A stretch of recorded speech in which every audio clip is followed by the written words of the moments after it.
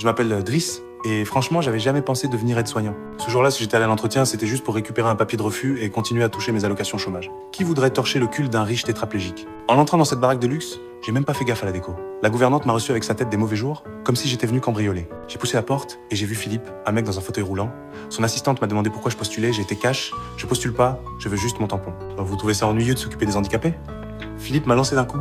Ouais, j'ai répondu sans filtre. Pousser un fauteuil toute la journée, donner la béquille, et sûrement gérer la merde et la pisse, ce boulot c'est pas pour moi. Tout le monde était scotché, mais Philippe souriait. À ce moment-là, j'ai trouvé ce riche paralysé plutôt cool. Levez demain. Il a dit ça comme ça. J'ai cru qu'il se foutait de ma gueule, jusqu'à ce que la gouvernante m'appelle vraiment le lendemain. Puisqu'il y avait du fric à se faire, autant tenter le coup. Le premier jour, c'était la cata. Des règles à n'en plus finir, comment le porter, comment donner les médocs, même comment parler. J'en avais rien à foutre, je faisais à ma sauce. Pour l'habiller, je manipulais comme un sac de patates. Les autres étaient choqués, mais Philippe se marrait. T'es le premier à pas me prendre pour une poupée de porcelaine, il m'a dit. Tout dans cette baraque me mettait mal à l'aise. La musique classique me donnait envie de pioncer, leur soi-disant œuvre d'art. Pour moi, c'était du gribouillage. Ce truc vaut des dizaines de milliers d'euros, j'ai dit en montrant un tableau abstrait. Je peux faire pareil les yeux fermés. Et petit à petit, j'ai capté que Philippe était pas le genre de richotin. Il balançait des vannes salaces, me laissait le trimballer à fond dans la rue, on fumait même ensemble. Avec lui, pas besoin de faire semblant. Le truc le plus fort, c'était cette nuit où la douleur l'empêchait de dormir. On a discuté et il m'a raconté sa vie, businessman, qui réussissait, accro au sport extrême, jusqu'à l'accident de parapente.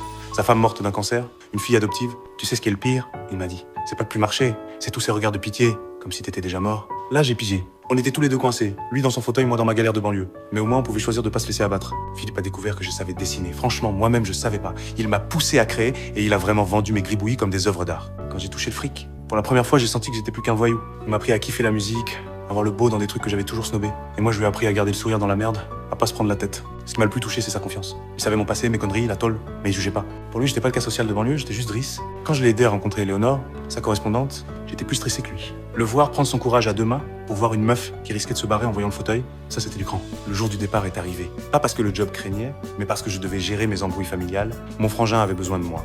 Philippe a compris, il comprenait toujours.